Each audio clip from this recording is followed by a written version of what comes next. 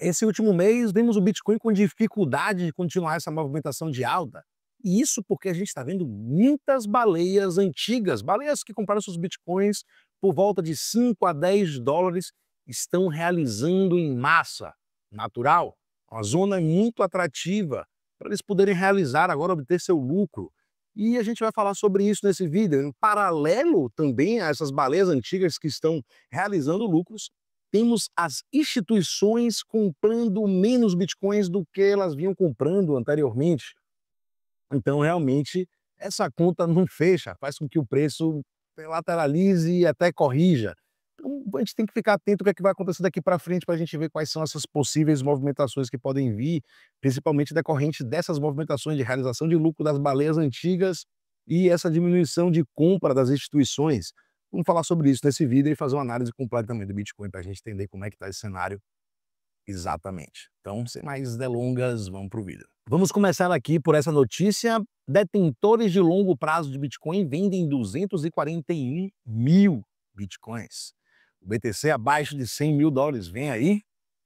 A venda por detentores de longo prazo do Bitcoin, a redução nas compras de empresas de tesouraria, estrutura técnica enfraquecida podem empurrar o preço do Bitcoin para 95 mil dólares. Será que vamos chegar a essa zona aí? É não é tão longe não, né? Seria uma correção até pequena para a gente chegar nessa zona aí de onde a gente está, 112 mil dólares mais ou menos que a gente está agora. Para a gente cair para os 90 e 100 mil dólares ali não seria tão preocupante, não, na minha visão. Detentores de longo prazo do Bitcoin vendem 26 bilhões de dólares em BTCs.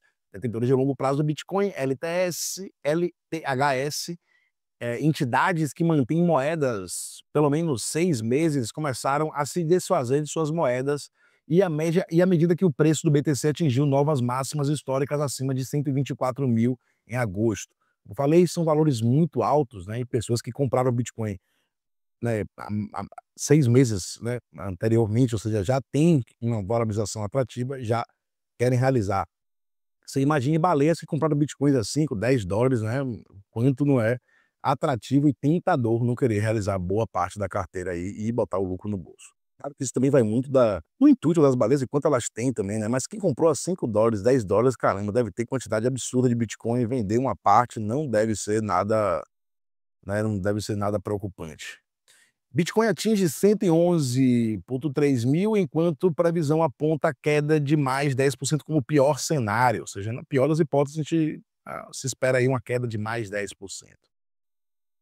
É isso, essas correções são naturais, principalmente porque quando a gente chega nessa zona de valorização, a gente vai ver, né, parte realizando, e essa realização, se não tiver uma grande demanda, um grande incentivo de compra, o preço tende a cair. Se tiver mais pessoas interessadas em vender do que pessoas interessadas em comprar, é isso que acontece.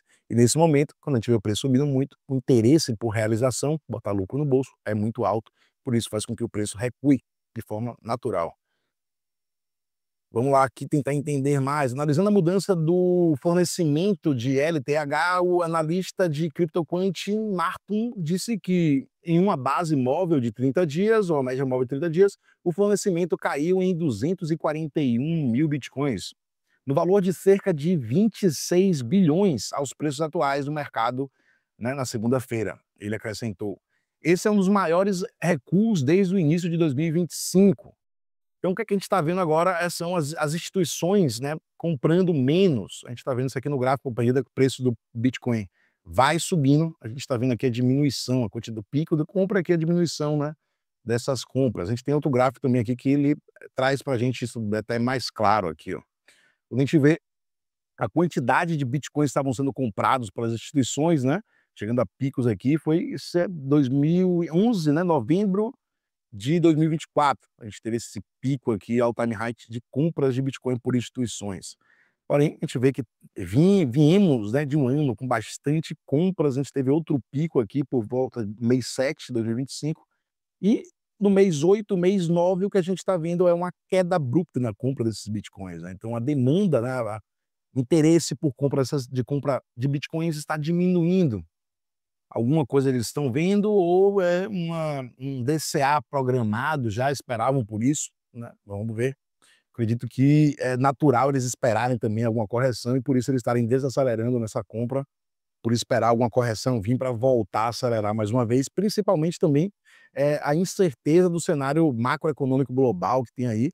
A gente não sabe o que é que vai acontecer daqui para frente, a gente viu as taxas de juros ou a taxa do desemprego aumentar, ou seja, agora o Jerome Powell está mais pressionado, ele agora se ele demorar de abaixar os juros, a questão não é, né, se ele vai abaixar ou não, é quanto ele vai abaixar os juros, né, porque se ele realmente não fizer isso, vai ficar aquela fama de too late, né, muito atrasado, como o Trump já vem chamando ele há muito tempo. Jerome too late, Jerome atrasado. Então ele não pode também passar a mão disso aí, demorar demais, porque passar do ponto, porque senão ele pode ver o desemprego aumentar demais, isso vai gerar uma preocupação muito grande. Porém, por outro lado, quando ele abaixa os juros, ele tem que saber quanto ele vai baixar os juros para não ser uma mudança muito abrupta, né, fazendo com que incentive demais a economia, fazendo com que a inflação também aumente rápido, e esse cenário é o que ele não quer ver. Então tem fatores e dados que são muito importantes, ele tem que abaixar a taxa de juros numa medida que seja o suficiente para aquecer o mercado, sem influenciar muito na inflação. A gente sabe que quanto mais incentivo a gente tem, aumenta a demanda de compras e isso faz com que também a inflação tenda a perder um pouco o controle. Quanto mais ele vai estimulando o governo, né, baixando os juros, imprimindo moeda, a inflação tende a sair do controle, então ele tem que ter esse cuidado de baixar os juros no momento certo, na quantidade correta, para não provocar o retorno de uma inflação muito forte, muito alta. Isso faria com que ele tivesse que voltar a aumentar os juros e, vou te falar, se isso acontece, o mercado não iria receber nem um pouco bem. Imagine aí, se ele abaixa demais e muito acelerado, ele faz, por isso espera que ele tenha 2 a 3 cortes, né, de juros nesse ano ainda. Então a dúvida é se ele vai baixar 0,25 ou 0,50 e se essa quantidade que ele abaixar vai impactar muito ou não. Então se ele começa a baixar, faz 3 cortes, 0,50, e isso acaba incentivando demais a economia e fazendo com que a inflação aumente, isso aí daria uma instabilidade, voltaria a ter instabilidade e insegurança também na economia dos Estados Unidos. Então é realmente a situação que a gente tem que ter cuidado, as coisas vão acontecendo passo a passo, step by step, né? Então não vai ser nada, se fala em crise, eu vejo economistas falando em crise, possível recessão. Hoje eu estava acompanhando outro economista espanhol que eu gosto muito, dizendo que não vê recessão daqui para frente, que ele acredita que o mercado vai voltar a se aquecer no final de 2025 e 2026. Então, realmente, a gente tem que estar aí acompanhando os dados, temos visões diferentes. Eu não sou economista, mas sou entusiasta, gosto muito da parte dessa economia, macroeconomia global, mas realmente estamos numa situação bem delicada, tanto é que a gente tem bem pontos de vistas diferentes e ambos os pontos de vistas têm suas coerências, têm suas verdades ali falando, eu vejo coerência no que eles falam. Então, realmente, a gente tem que aguardar um pouco para ver o que é que vai acontecer daqui para frente, se os Estados Unidos realmente vai conseguir reequilibrar e manter a economia dos Estados Unidos afastada de uma recessão. Então, é isso, estou vendo aqui, voltando para o cenário do Bitcoin, né, a gente teve realmente quantidades de Bitcoins sendo despejados, né, digamos assim, realizados muito grande, isso aí impede com que o preço continue essa movimentação forte de alta, né? Então a gente está vendo bilhões de dólares foram realizados esse último mês em Bitcoin, as carteiras antigas, né, realizando muito grande, muito forte, e eu acredito que elas estão fazendo isso por algum motivo, elas devem ter algum motivo para fazer isso aí. Vamos trazer aqui agora um pouco a análise de sentimento do Bitcoin, curtíssimo prazo, gráfico de 15 minutos. Análise de sentimento, quem não conhece, são dados concretos, esses indicadores aqui, eles mostram apenas para a gente dados. E esses dados precisam de interpretação do analista. Análise de sentimento é porque a gente tenta entender o sentimento do mercado, não o sentimento do analista. Não importa o sentimento do analista, o que importa é o sentimento do mercado. Como o mercado está se sentindo nesse exato momento, e os dados ajudam a gente a interpretar isso aí. A gente está vendo aqui o Open Interest subindo com a movimentação, né, com esse pullback, a gente está vendo o preço recuperando, vinha corrigindo, voltou a subir, e o que eu sempre falo aqui, quem me acompanha há mais tempo, é muito bom a gente ver o Open Interest subindo, o preço subindo junto com o Open Interest. Isso mostra interesse pelas movimentações de alta, à medida que o preço vai corrigindo, a gente vê o penny interest voltando a cair. O penny interest é um indicador que mostra para a gente a quantidade de contratos que estão sendo abertos e fechados. Então, obviamente, a gente vai querer ver o aumento de contratos com a definição da tendência. Nesse caso, a tendência é de alta aqui no curtíssimo prazo. A gente quer ver o Open Interest acompanhando, porque isso indica para a gente que o mercado tem interesse por essa movimentação, já que estão sendo abertos mais contratos, né? Pontos importantes.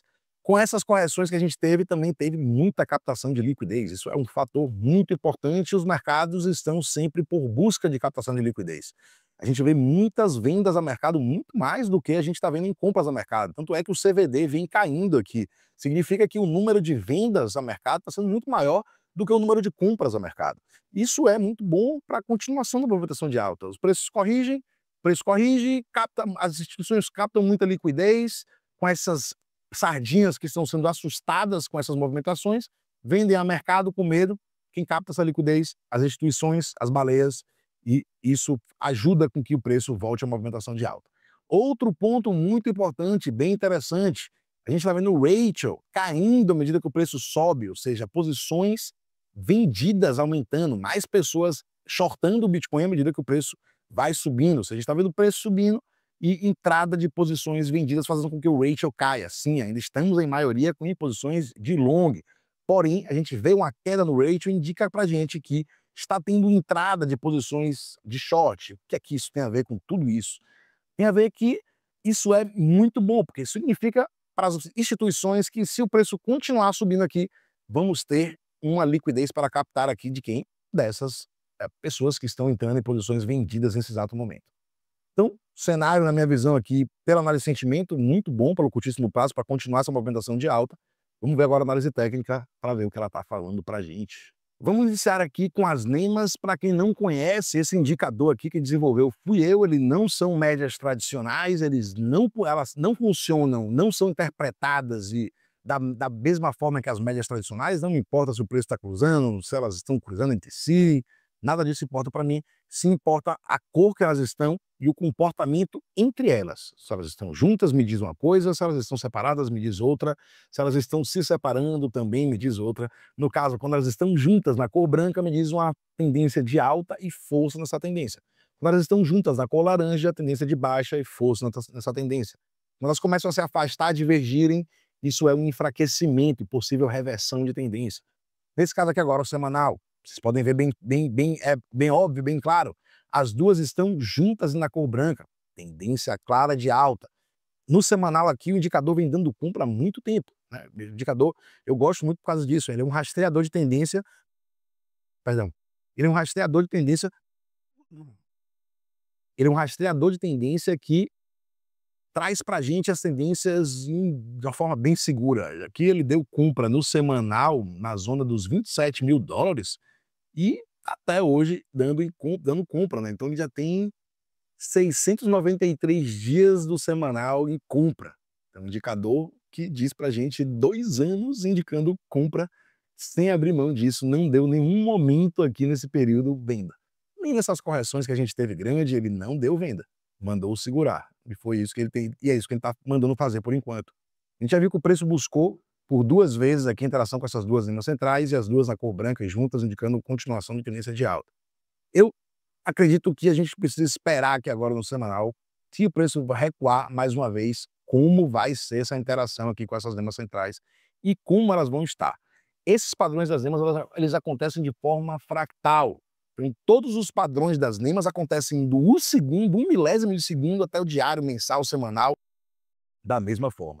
E como são padrões fractais, eles podem ganhando força, perdendo força, ganhando força, perdendo força, e é para isso que eu gosto de usar a tabela. Essa tabela aqui me diz aqui, ó, dos 5 minutos ao diário, como estão as tendências em cada tempo gráfico desse aqui. 5 minutos dando compra, até 4 horas a gente tem compra. Do 8 horas até o diário a gente está lateral. Isso significa que uma das duas está na cor branca e a outra NEMA está na cor laranja. Ou seja, temos aí um ponto de dúvida. A gente vai olhar aqui agora em time frames menores, como é que está esse cenário aqui no caso do diário. O diário, ele diz, a tabela está dizendo que tem uma NEMA na cor branca e a outra na cor laranja.